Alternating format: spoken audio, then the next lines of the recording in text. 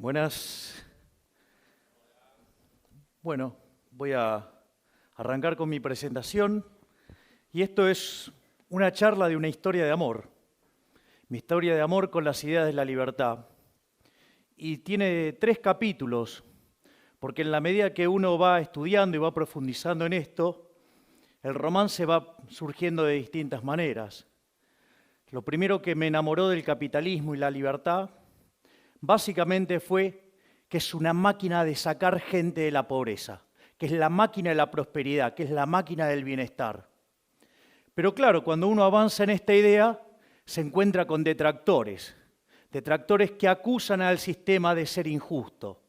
Entonces, el segundo momento del romance arranca cuando uno se empieza a poner a estudiar sobre, básicamente, si el sistema es justo o no. Y uno lo que descubre que no solo que es justo, sino que además es el único sistema que es justo. Y como si fuera poco, la tercera etapa es una etapa estética, donde claramente uno llega a lograr percibir la superioridad estética del capitalismo. Entonces, lo primero que hay que comprender es que la historia de la humanidad es una historia donde básicamente siempre la condición del hombre fue la pobreza.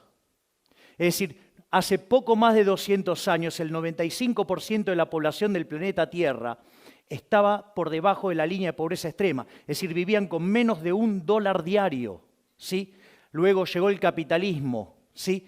Y ahora, digamos, en un mundo que tiene 7 veces más de personas, porque hemos superado los 7.250 millones de habitantes, ¿sí? Hoy las personas debajo de la línea extrema es menos del 5%. La contracara a esto es un aumento fenomenal de la productividad. Si uno toma la historia desde el año 0 hasta el año 2000, el PBI per cápita se multiplicó por 12,9 veces. Sin embargo, en los años que van entre el 0 y el 1800, solamente subió 40%, todo concentrado justo después del descubrimiento de América. ¿Hasta qué? Hasta que llegó el capitalismo, sí, que generó la revolución industrial, y a partir de ahí, sí, el PBI se multiplicó por más de 9 veces. Es decir, y lo otro que se percibe es una fuerte aceleración del crecimiento en el mundo. Fíjense que entre el 0 y el 1800 el mundo crecía a una tasa del 0,02% en términos per cápita. Durante el siglo XIX se acelera casi 33 veces al saltar a 0,65. En los primeros 50 años del siglo XX se creció al 1,06. En la segunda parte al 2,1% y hoy el mundo crece al 3%. ¿Qué significa esto? Una explosión de crecimiento, una aceleración fenomenal de crecimiento. Es más, si ustedes consideran que las cuentas nacionales subestiman prácticamente 1,15 el crecimiento, hoy el mundo estaría creciendo cerca del 4,15%, ¿sí?, per cápita. Eso significa que a lo largo de 100 años vamos a estar multiplicando el PBI per cápita por 60 veces. Es decir, que en un siglo, ¿sí?, vamos a estar logrando 4,6 veces más de lo que logramos en toda la historia de la humanidad. ¿Y eso se manifiesta en qué? En el ritmo al cual, digamos, se duplica el PBI per cápita. Digamos, originalmente se tardaba 3.466 años, después en el siglo XIX ese número cayó a casi 107, después a 65-74 en la primera parte del siglo XX, en la segunda 33-35 y ahora 23,45, ¿sí? Entonces, ¿dónde está la lógica de esto? ¿Qué es lo que sostiene toda esta magia? La libertad, es el modelo de la libertad. Es decir, aquellos países que son más libres, crecen más que el doble de aquellos que son reprimidos, ¿sí? ¿Y cuál es la consecuencia? Que aquellos que son más libres tienen un PBI per cápita casi 8 veces más grande que el PBI per cápita de los países reprimidos. No solo eso, sino que además el decil más bajo de la distribución, es decir, los que peor están, ¿sí?, ganan 11 veces más de lo que ganan los países reprimidos. Y es más, si ustedes se fijan, los del decil más bajo, es decir, los más pobres en los países libres, ¿sí?, tienen el doble de ingreso que el ciudadano promedio, ¿sí?, del país reprimido. Pero como la distribución del ingreso lleva un formato de una chi cuadrado, una log normal, Eso significa que el 75% de la población aproximadamente vive menos que con el ingreso promedio. Con lo cual, acá quedaría bien claro que es mucho mejor ser cola de león que cabeza de ratón. Es decir, es mejor ser el último orejón del tarro en un país libre, ¿sí?, que ser un jerarca en un país reprimido. Es más, no solo eso, sino que además en los países que son libres, la pobreza es 25 veces menor, ¿sí? Y no solo eso, sino que además, sí, la gente vive más. Entonces, digamos, ¿de qué se sostiene toda esta lógica virtuosa? Son 5 instituciones, las 5 instituciones del capitalismo. Y estas van combinadas, por ejemplo, la propiedad privada con los mercados libres. Es decir, ustedes no pueden hacer transacciones voluntarias si no son dueños de los bienes que están transando. Y como consecuencia es muy importante que no haya intervención del Estado, porque cuando supongan ustedes, sí, podrían ser dueños nominalmente de algo, pero el Estado le dice cómo usarlo, cómo disponer de ello, a qué precios, eso ya dejaría, sí, de ser libre. Por lo tanto, los precios no estarían cumpliendo la función que tendrían que cumplir porque no tendrían sentido. Entonces, digamos, es muy importante la propiedad privada para que sean ustedes los que intercambian lo que está en juego, ¿sí? Y que lo hagan libremente. ¿Por qué? Porque eso va a registrar un precio y eso va a ser una señal que se va a transmitir al sistema y el resto de los agentes de la economía se van a coordinar respecto a ese precio. Y ahí viene la tercera institución del capitalismo, que es la competencia. Es decir, que haya libre entrada y salida. ¿Para qué? Para que los recursos se puedan reasignar entre aquellos sectores donde el precio señala que ahí hay escasez y que hay problemas por resolver, ¿sí? Y como si todo esto fuera poco, aparecen 2 instituciones más, ¿sí? Una es la que tiene que ver con la división del trabajo. Lejos de esa falacia del hombre de paja que se le acusa al capitalismo que nos quiere de todos iguales, no. Es decir, gracias a Dios somos todos distintos, somos todos desiguales y eso permite que cada uno nos especialicemos en aquello que somos relativamente mejores, algo como que se conoce como la ley de asociación de Ricardo, ¿sí? Eso permite, ¿sí?, que cada uno de nosotros nos especialicemos, ¿sí?, y nos veamos obligados a lo que es la quinta institución del capitalismo, que es la cooperación social. Ustedes no pueden ser exitosos en el capitalismo sin servir al prójimo con bienes de calidad a un mejor precio. Es decir, ustedes podrían odiar al otro. Sin embargo, como su progreso económico y su bienestar material, ¿sí?, depende sustancialmente de que su producto sea elegido por el otro, lo tienen que tratar bien aunque lo odien.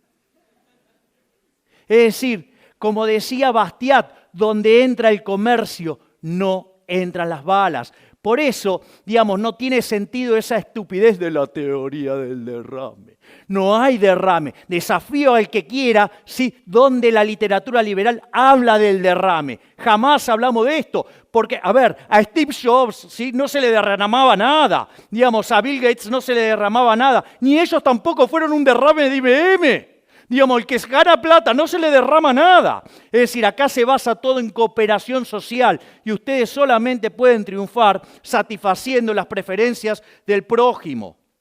Entonces, pero me vienen después con los nórdicos. No, porque el socialismo de los nórdicos. A ver, vamos a ver qué es de los nórdicos. Por ejemplo, miren estos muchachos. Posición en Doing Business. Miren todo lo bien que están los nórdicos en Doing Business. Miren lo bien que están los nórdicos en libertad económica.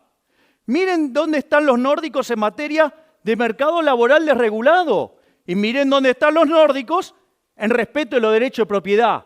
Es decir, de socialismo creo que le quedaron solamente los altos impuestos, los cuales además lo empezaron a bajar sustancialmente, por ejemplo, después de que quebraron a fines de los 80. Es decir, que de socialismo solo tiene el nombre, porque en realidad son más promercado de lo que la gente se cree. Entonces, una vez que uno tiene esta contundente evidencia empírica, aparece el problema de la desigualdad. No porque el capitalismo es desigual. Bueno, veamos en qué se sostiene toda esa patraña mentirosa, ¿sí? Primero, digamos, el problema en los socialistas que parten de una teoría del valor, que es una teoría del valor estúpida. o sea, llamada teoría del valor trabajo. Es como que ustedes, digamos, para determinar el precio de algo, ¿sí? Ustedes pueden sumar los costos. Es como que, digamos, que uno quisiera, digamos, producir vino en una sociedad, entonces toma el costo de la uva, el costo de la botella, el costo de la etiqueta, el costo del corcho, le pone un margen y con eso vende. Digamos, ¿a ustedes se les ocurre qué puedo hacer con una botella de vino, de ese gran vino, en una sociedad de abstemios? Bueno, me imagino que estará aumentando la producción de vaselina en este mismo momento. Sí, pero digamos, o sea, además sería un mundo tan tonto, sí, que además no habría quiebras. Y yo creo que hay quiebras. Es más, la teoría de la explotación que sale de eso es una estupidez. Porque fíjense esto, si hay algo que caracteriza el progreso tecnológico impulsado por los empresarios, es que ahorra trabajo. ¿Cómo? Está explotando a los trabajadores y utiliza tecnología que ahorra trabajo, es decir, para reducir la explotación. Ahora nos encontramos que en la teoría de la explotación, entonces, en el fondo los empresarios son benefactores sociales. Uy, me parece que los enganché en alguna contradicción. Por eso, digamos, la teoría económica avanzó hacia la teoría subjetiva del valor, donde, digamos, los precios se determinan por las preferencias y la escasez.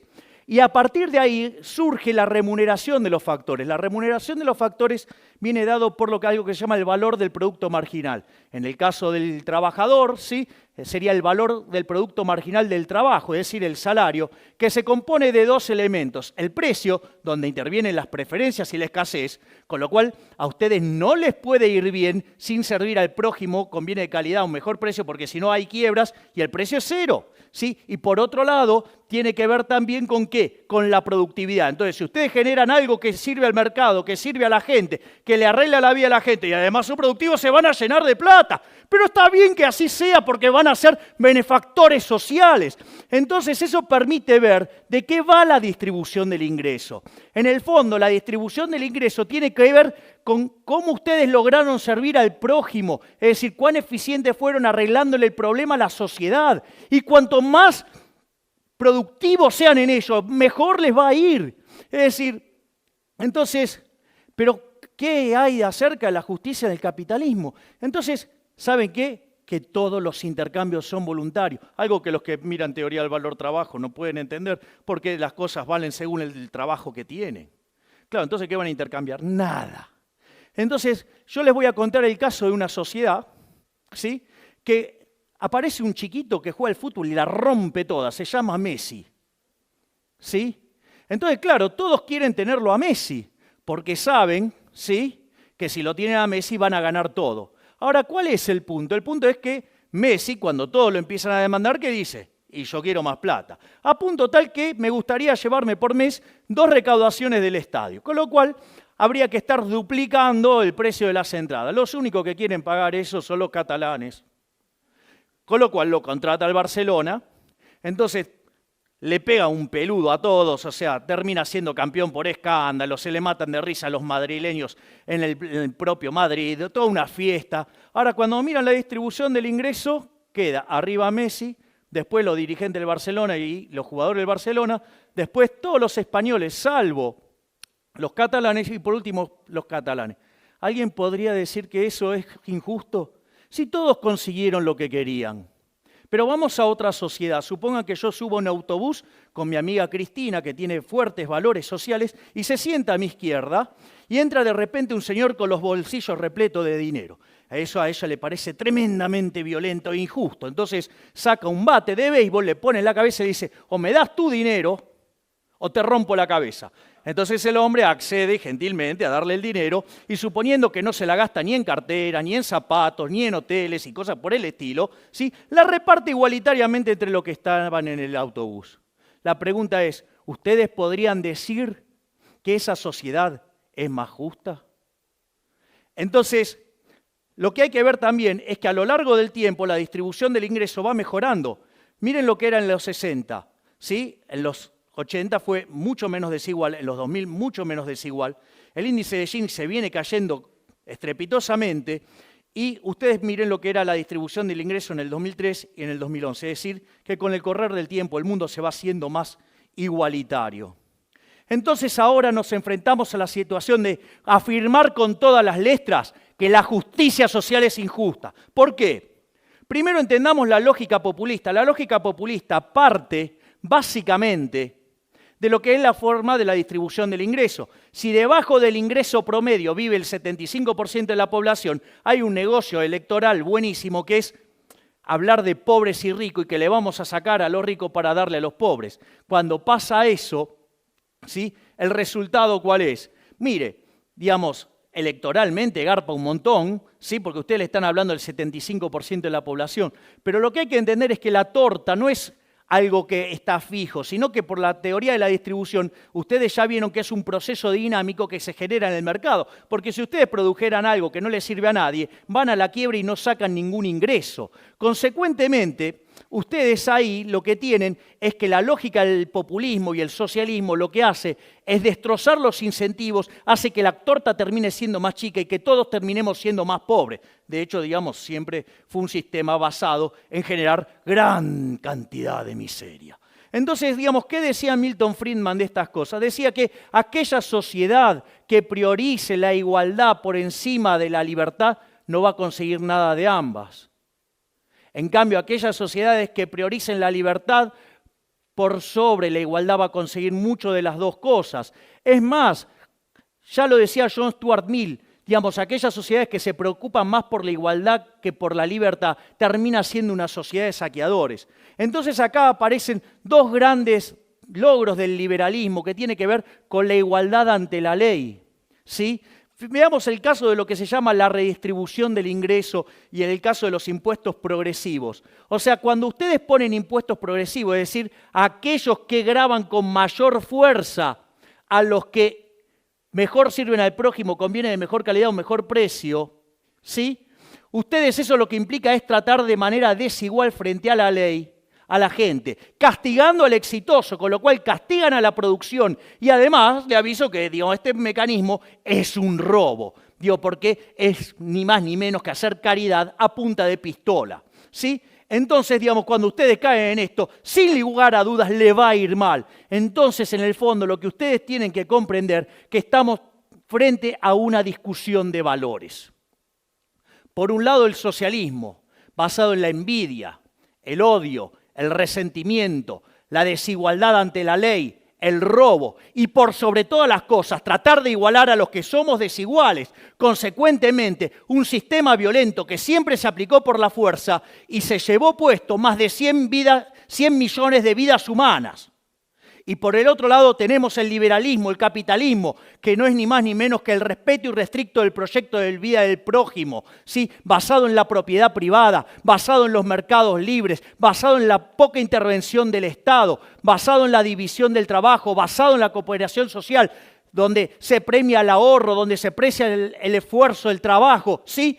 Y todo esto, ¿sí? Sirviendo al prójimo conviene de mejor calidad o mejor precio. Es decir, el exitoso en el capitalismo no es ni más ni menos que un benefactor social. Pero como si todo esto fuera poco, somos superiores estéticamente. Miren lo que es New York, miren lo que es Cuba. Sí, digamos, yo no conozco gente yéndose de New York para Cuba. Todos se quieren ir al maldito capitalismo. Sí, digamos, es más, o sea, estéticamente hemos sido superiores siempre. ¿Cómo eran los edificios de la Unión Soviética? Eran grises, oscuros, sin ventana, no les daba la luz. En cambio, del otro lado, ¿qué teníamos? Teníamos al Guggenheim, ¿sí? Tenemos las Torres Gemelas, sí, el edificio Chrysler, el Empire State, digamos, un conjunto de bellezas, ¿sí? Inventamos la bikini y la minifalda también.